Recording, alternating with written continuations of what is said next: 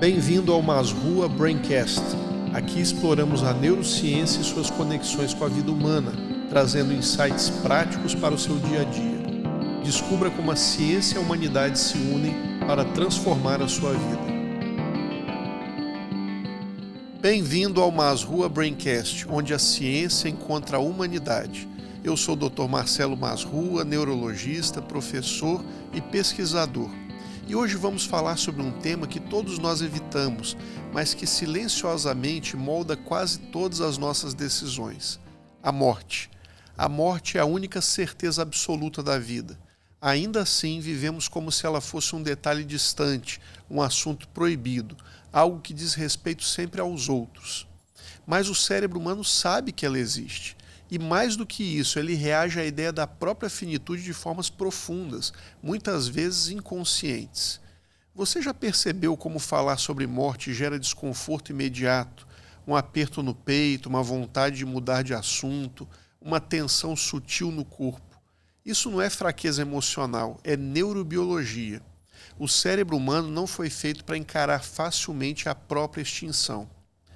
Do ponto de vista evolutivo, pensar constantemente na própria morte seria paralisante.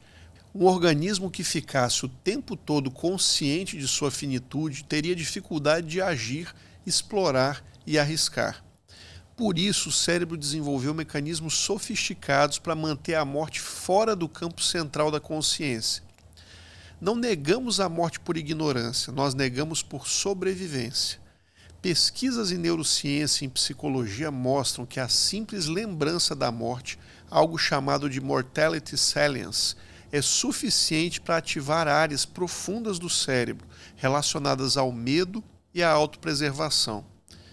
Quando essa região, a amígdala, entra em ação, o corpo se prepara para se defender, mesmo que não exista uma ameaça concreta naquele momento. É por isso que pensar na morte gera ansiedade. O cérebro interpreta a ideia como um risco iminente, ainda que abstrato. E diante disso ele reage de duas maneiras principais: ou foge do tema, ou tenta criar narrativas que tornem a morte menos ameaçadora. Aqui entra algo fascinante. Estudos mostram que quando somos lembrados da nossa finitude, tendemos a nos apegar mais fortemente às nossas crenças, valores, culturas, ideologias e espiritualidade. Isso não é por acaso. Essas crenças funcionam como amortecedores existenciais. Elas ajudam o cérebro a organizar o caos da ideia de fim. Em termos simples, quando a morte aparece no horizonte, o cérebro busca sentido. Ele precisa acreditar que a vida não é apenas um acidente biológico sem significado. E esse movimento não é apenas filosófico ou religioso, ele é neurológico. A neurociência mostra que crenças sobre continuidade, seja através da fé, da memória, do legado ou do impacto deixado nos outros, ativam circuitos de recompensa e reduzem a resposta de estresse. A ideia de que algo permanece depois da morte acalma o sistema nervoso. Mas e quando essa ideia não existe? O que acontece quando o cérebro não encontra nenhuma narrativa que dê sentido à finitude? Em muitos casos surge o que chamamos de ansiedade existencial, um estado de inquietação profunda, muitas vezes marcado por hiperatividade, consumo excessivo, distrações constantes ou até pela busca obsessiva por sucesso. A sociedade moderna, aliás, é especialista em fugir da morte. Distração constante, juventude eterna, produtividade sem pausa. Tudo isso funciona como uma tentativa coletiva de silenciar a consciência da finitude. Mas o cérebro cobra esse silêncio. Aquilo que não é elaborado retorna como ansiedade difusa, vazio ou sensação de falta de sentido. Curiosamente, pessoas que conseguem falar sobre a morte com mais naturalidade tendem a viver de forma mais consciente. Estudos com pacientes em cuidados paliativos mostram algo paradoxal. Quando a finitude é aceita, muitas pessoas relatam maior clareza sobre o que realmente importa. O cérebro, diante do fim, reorganiza prioridades. Isso acontece porque a percepção do tempo muda. A neurociência mostra que a consciência da limitação temporal aumenta a ativação do córtex pré-frontal medial, que é a região associada à tomada de decisões baseadas em valores. Em outras palavras, quando sabemos que o tempo é finito, escolhemos com mais verdade. É como se a morte funcionasse como um filtro. Ela elimina o supérfluo e revela o essencial. Relações, propósito, coerência interna. Aquilo que parecia urgente perde força e aquilo que era importante ganha profundidade. Existe também um fenômeno chamado de crescimento pós-traumático. Pessoas que passam por experiências próximas da morte, seja uma doença grave, um acidente ou perda de alguém querido, frequentemente relatam mudanças profundas na forma de enxergar a vida. A ciência mostra que esses eventos podem reorganizar redes neurais ligadas a significado e a identidade. Mas isso não significa romantizar a dor.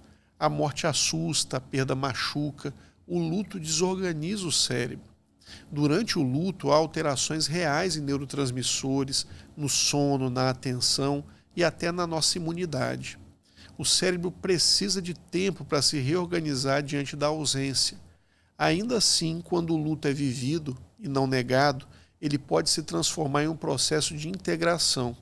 A memória da pessoa que se foi passa a ocupar um lugar menos doloroso e mais simbólico. O vínculo não desaparece, ele se transforma. Do ponto de vista espiritual, muitas tradições falam da morte não como fim, mas como transição.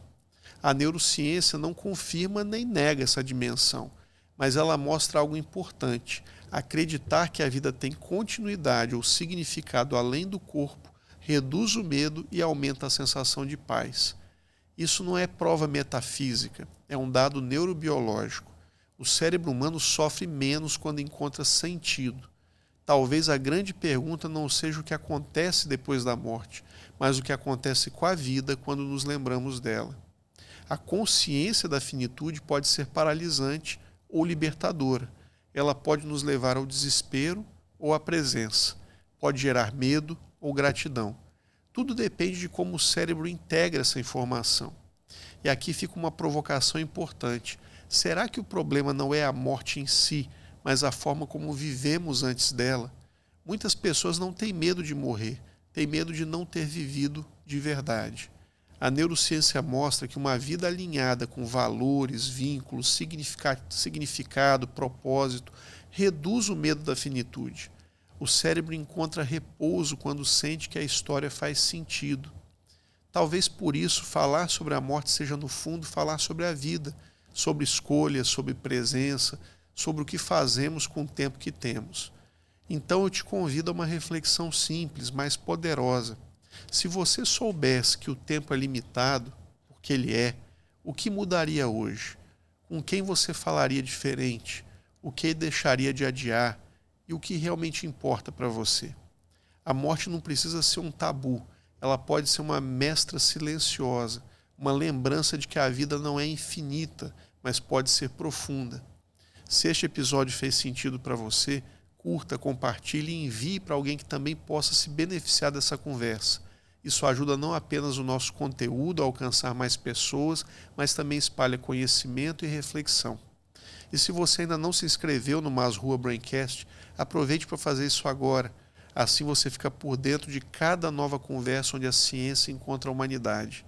Eu sou o Dr. Marcelo Masrua e este foi mais um momento onde a ciência encontra a humanidade.